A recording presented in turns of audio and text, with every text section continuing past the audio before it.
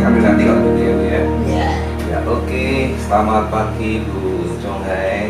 Ya, baik-baik saja ya. Di rumah sekarang sudah rapi sekali. Sudah. Saya pandemi kemarin itu malah pesenan terus Pak. Oh iya? Oh. Terus Gitu. apa itu PO botok telur asin itu sampai 140 bungkus 80 bungkus kerjanya diri. Enak loh, botok telur asin Ibu. Loh, apa pernah nyoba kapan? Saya pernah, oh iya, dulu itu kan sudah pernah. Masa spray ini mah belum pernah ngerasain masakan Ibu. Keren. Enak. Sudah punya nama. Nama apa Pak? Iya, nama sudah sampai dipesan sampai luar kota. Oke, Bu Chonghai, pagi hari ini Ibu yang ketiga untuk saya kunjungi. Ibu sudah orang ketiga. Iya. Jadi setiap hari Senin, Selasa, Rabu, Kamis ada perkunjungan. Diutamakan untuk lansia dulu.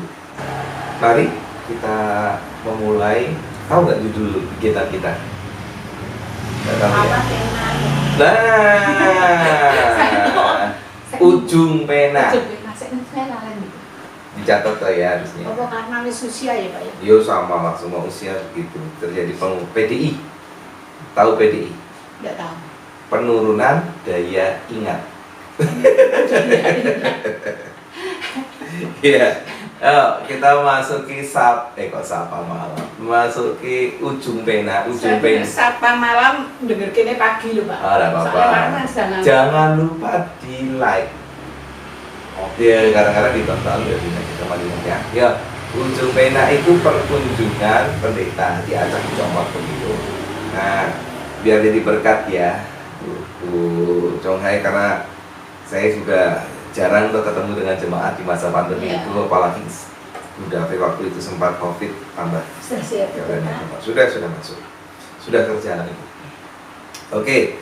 Kita nyanyi selamat pagi Bapak, selamat pagi Yesus. Sudah ada apa lagi? Kita ikut ya. Iya.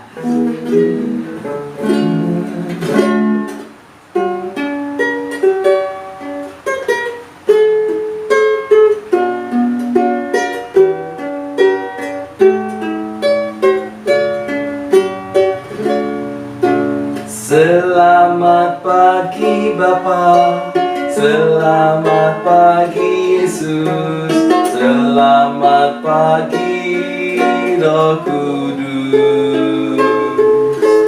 Terima kasih atas anugerah-Mu, semalam telah berlalu.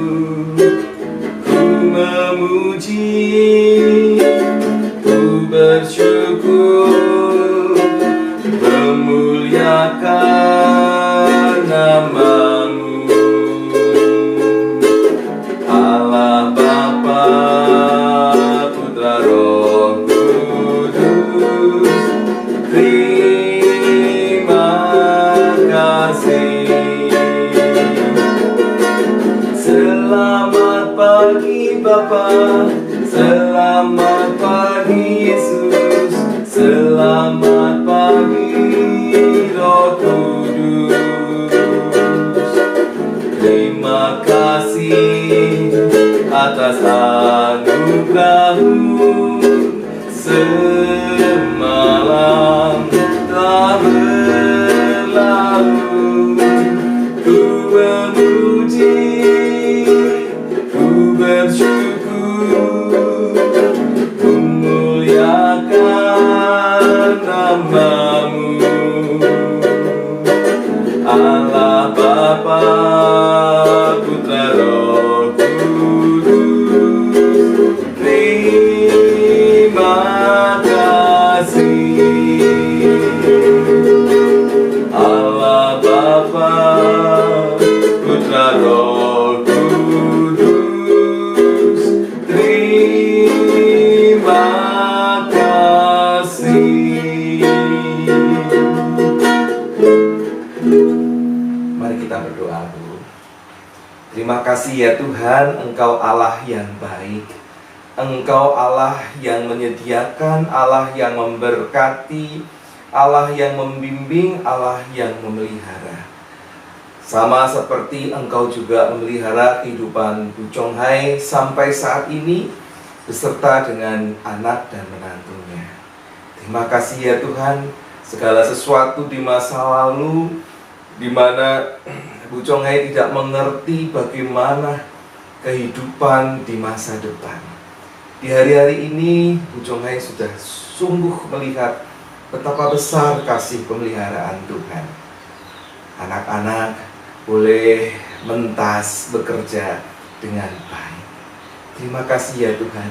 Saat ini juga saya dan Bu Chong Hai bersekutu di dalam suasana persiapan untuk pernikahan Maria. Kiranya Engkau memberkati supaya Maria Yunita disiapkan dengan sungguh. Dan melalui firman Tuhan pada pagi hari ini, Bu Chong Hai boleh dikuatkan. Terima kasih Tuhan. Kami berserah untuk jalannya persekutuan ini di dalam Tuhan Yesus Kristus, menjadi berkat untuk Bu Chong Hai dan menjadi berkat untuk semua pemirsa sahabat GKI Gunung Indah melalui YouTube. Terima kasih Tuhan, di dalam Tuhan Yesus Kristus kami berdoa. Amin.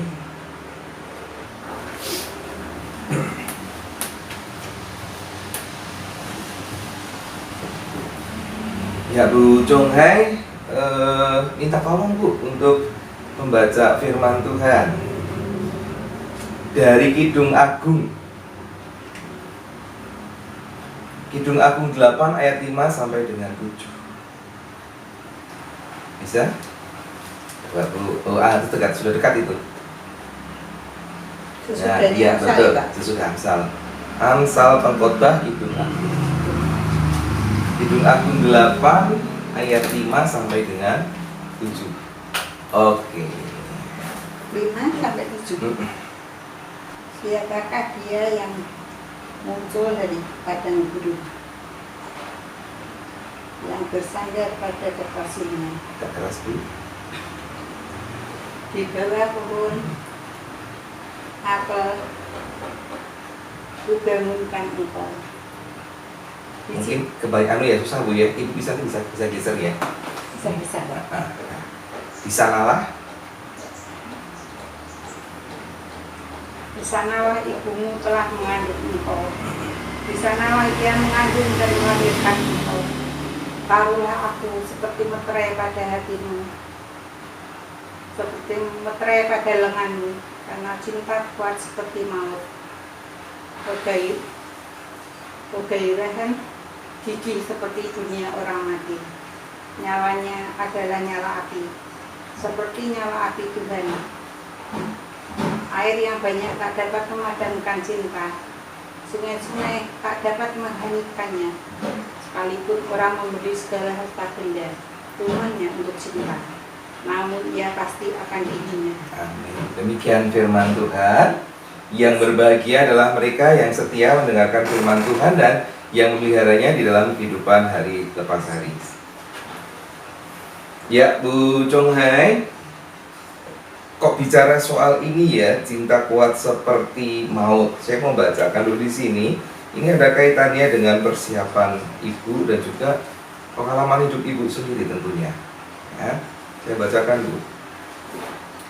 Ini dari Santapan Rohani. Judul renungannya adalah Gembok Cinta. Ini sebuah pengalaman dari seorang yang bernama Lisa M. Samra. Dia mengatakan begini, si Lisa ini.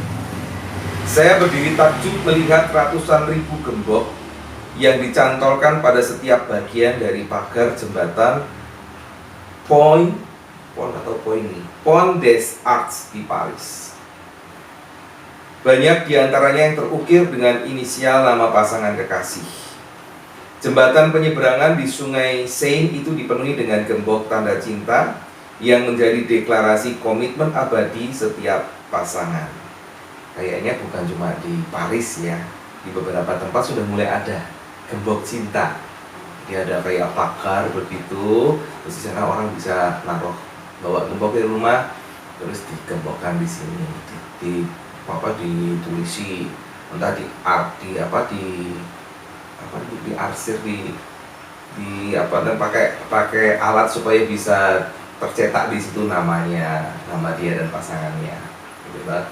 Gembok cinta bukan cuma di Paris, di beberapa tempat sudah ada di situ. Nah, dia kebetulan melihat di Pont des Arts di Paris itu ada ribuan gembok cinta di sana. Namun pada tahun 2014, berarti 6 tahun yang lalu, seluruh gembok yang terpasang diperkirakan memiliki berat total 50 ton. 50 ton, saking banyaknya. Dan karena sempat menyebabkan sebagian jembatan runtuh, seluruh gembok itu akhirnya disingkirkan. Jadi itu ada pagar, ada jembatan. Terus di situ orang mesti mampir di sana, naruh gembok cinta, bikin bikin sebuah komitmen, wah kita akan abadi kayak gitu loh. Tapi saking banyaknya sampai 50 ton, jadi bagian beberapa jembatan itu malah justru runtuh, malah membahayakan, sehingga akhirnya semua gemboknya harus dibuat gitu loh. Nah, banyaknya gembok cinta tersebut menunjukkan kerinduan kita sebagai manusia akan kepastian bahwa cinta kita akan abadi. Jadi pengennya dibikin gembok itu supaya cintanya abadi, gitu ya. Nah, tapi ternyata gimana? Apalagi di Indonesia, angka perceraian itu banyak, sangat tinggi. Dan mungkin dulunya ada yang pernah bikin gembok cinta. Dulunya pernah bikin gembok cinta, tapi akhirnya juga bercerai. Tapi ketika dia lagi berapi-api, lagi bersemangatnya, aku tidak akan terpisahkan, gitu toh. Nah, dalam Kidung Agung, sebuah kitab dalam Perjanjian Lama yang menggambarkan dialog sepasang kekasih, sang perempuan menggambarkan hasratnya akan cinta yang abadi. Jadi, taruhlah aku seperti meterai pada hatimu, seperti meterai pada lenganmu, lambang kekuatan. Karena cinta kuat seperti maut, kegairahan gigih seperti dunia orang mati. Mungkin Bu Chonghai sudah mengalami. Dalam artian begini, meskipun Pak Chonghai sudah tiada berapa tahun, belum ada 10 tahun ya, 9 tahun gitu kan. Tapi rasa cinta itu sudah hilang. Nah, gitu. Rasa cinta masih ada kan? Aja ke laut nanti. Kadang kangen, masih menangis. Padahal nggak ada. Pak Chonghai sudah ada di dunia yang berbeda, di rumah Bapak. Ya. Kemarin 4 tahun baru Oh iya. Pandeminya di Mei itu kan, saya kira juga di depan itu ada. Oh ya. Kenapa cinta kuat seperti maut? Karena satu-satunya kepastian dalam hidup ini adalah maut. Nah, hidup itu tidak pasti, karena sewaktu-waktu kita bisa mati. Apalagi di pandemi ini. Kalau tadi istri saya, Bu David, lihat HP statusnya Bu Yunita. Itu ada orang yang kami kenal meninggal.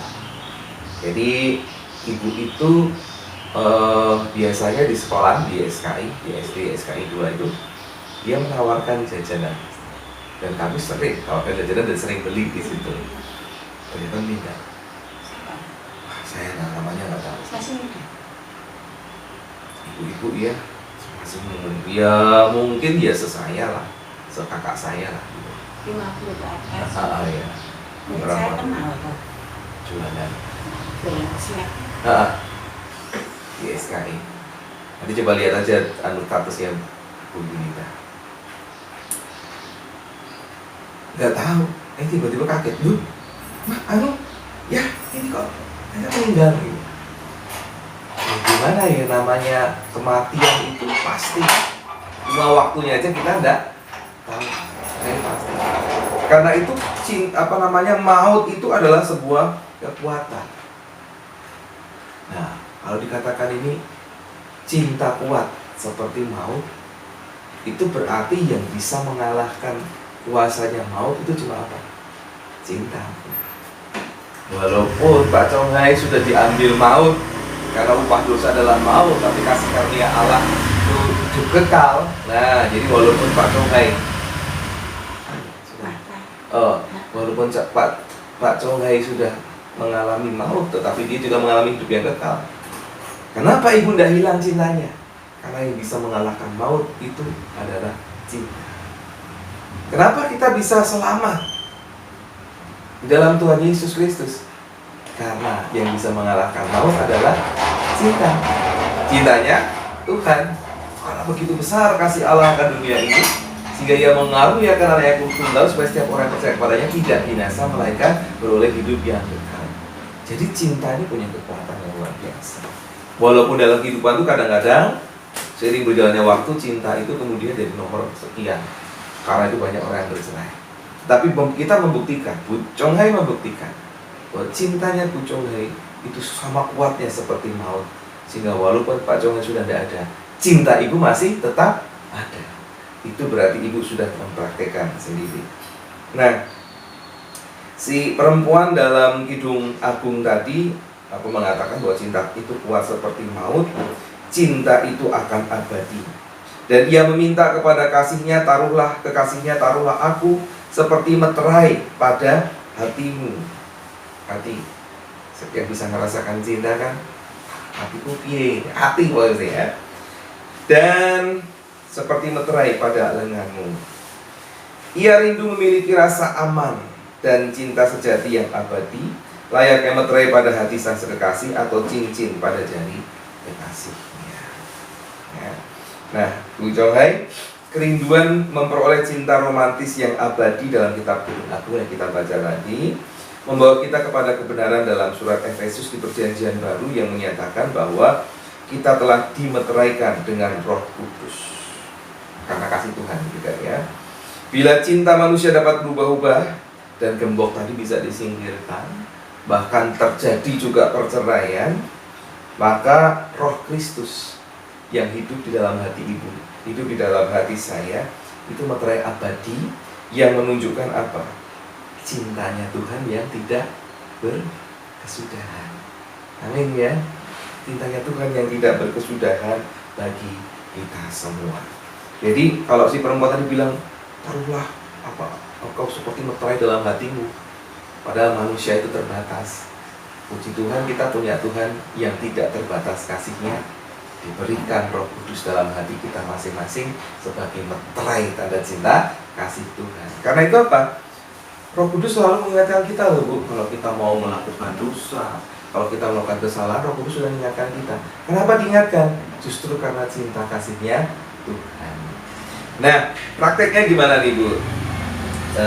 Pasti Bu Conghai juga selalu mendoakan supaya Dani dan Marta dalam pernikahan ibu rumah tangga mereka selalu rukun, nyaman, aman, damai seperti dulu janji pernikahan. Demikian juga untuk Yunita, Maria Yunita dan Erik yang tanggal 13 ya?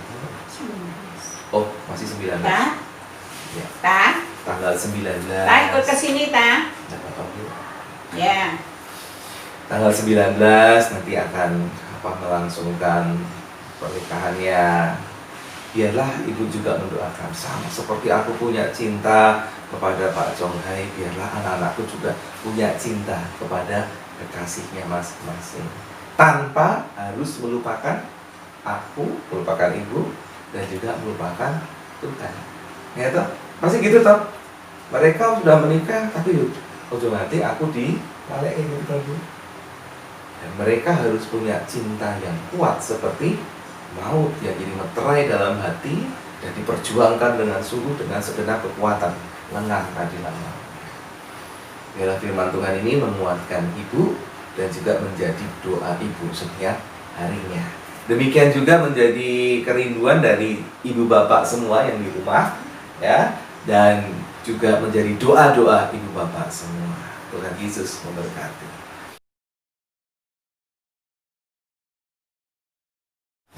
Ya itu harus dibuktikan sih, si Erik kan juga harus membuktikan diri, betul-betul sayang, betul-betul setia, betul-betul bertanggung jawab, sampai akhirnya yang mendekati ini jangan sampai hanya seolah-olah pernikahan itu adalah ujung dari segala sesuatunya.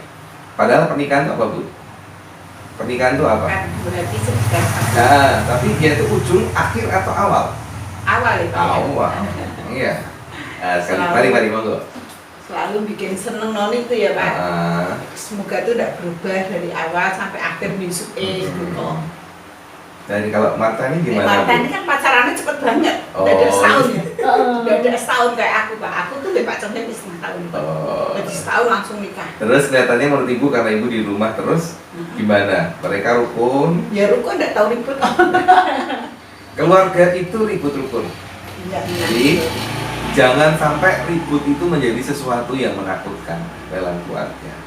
Justru dalam keluarga itu memang ada ribut, tetapi jangan cuma ribut tok, keluarga ribut tok lebih baik nggak usah berkeluarga.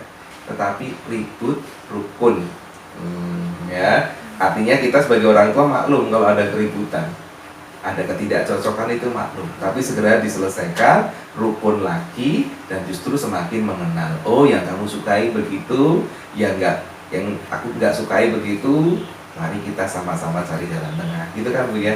Oke, kita mau doa sama Pak. Ada yang mau ingin didoakan Bu Conghai, Marta? Biasa dan untuk persiapan noni nanti Pak. Yuk kita doa. Tuhan Allah kami yang di surga, terima kasih Engkau menolong kami untuk memahami firman-Mu, dan biarlah firman-Mu menjadi firman yang hidup, yang menguatkan Bu Conghai, menguatkan Marta, menguatkan seluruh keluarga tempat ini. Kami berdoa ya Tuhan, biarlah juga firman Tuhan menguatkan jemaat yang boleh mendengarkannya.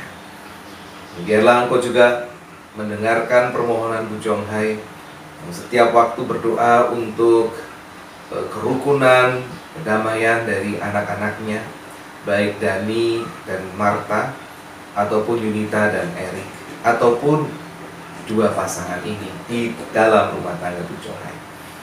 Engkau memberkati untuk persiapan pernikahan Yunita dan Erik yang rencananya akan diselenggarakan 19 September mendatang. Biarlah segala sesuatunya Engkau tuntun, sehingga apapun yang dibutuhkan dapat dipenuhi, dan akhirnya di tanggal 19 pernikahan itu baik ibadah maupun resepsi boleh berjalan dengan baik karena kasih karunia Tuhan. Engkau juga memberkati supaya anak-anak menyadari bahwa pernikahan ataupun perayaan pernikahan itu bukanlah akhir, bukanlah tujuan dari kehidupan kedua pasangan, tetapi justru pernikahan adalah awal dari sebuah fase kehidupan bersama yang tentunya akan menjalani berbagai macam warna, baik suka maupun duka. Karena itu biarlah Bu Conghai bisa senantiasa mengingatkan anak-anak supaya mereka masing-masing dimampukan untuk memiliki cinta yang kuat seperti maut yang mengalahkan berbagai-bagai keadaan. Biarlah mereka juga belajar dari cinta kasihnya Tuhan yang rindu untuk memberi bagi kebaikan pasangannya, bagi kebaikan orang-orang yang dikasihinya. Terima kasih ya Tuhan, Engkau memberikan kekuatan dan ketekunan dari buat Bu Conghai untuk melakukan aktivitas hariannya, termasuk melayani pesanan-pesanan dari pembeli. Itu membutuhkan kekuatan dan kesehatan. Karena itu Engkau memberkati Bu Conghai dengan kesehatan. Engkau berkati istirahatnya baik di siang maupun malam. Beliau boleh menyediakan waktu untuk beristirahat. Engkau juga berkati untuk makanan minuman. Demikian juga hati yang senantiasa Engkau hiburkan. Terlebih karena anak-anak yang juga sudah bisa menunjukkan bakti mereka kepada orang tuanya.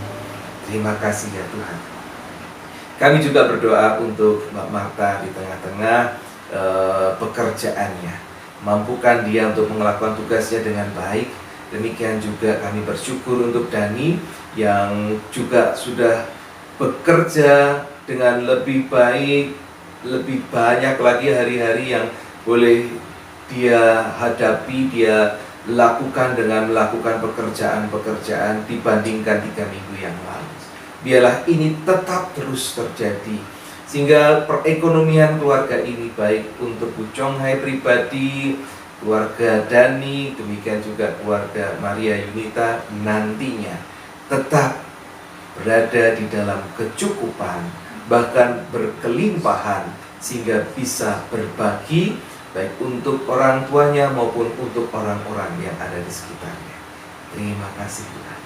Akhirnya biarlah kasih karunia damai sejahtera boleh melimpahi keluarga ini, Bu Chong Hai, keluarga Marta dan Dani, keluarga Erik dan Yunita, ketika 19 nanti diresmikan, bahkan keluarga, jemaat-jemaat, sahabat-sahabat GKI Gunung Indah. Terima kasih, kami bersyukur kepadamu, kami berserah kepadamu di dalam Tuhan Yesus Kristus. Amin.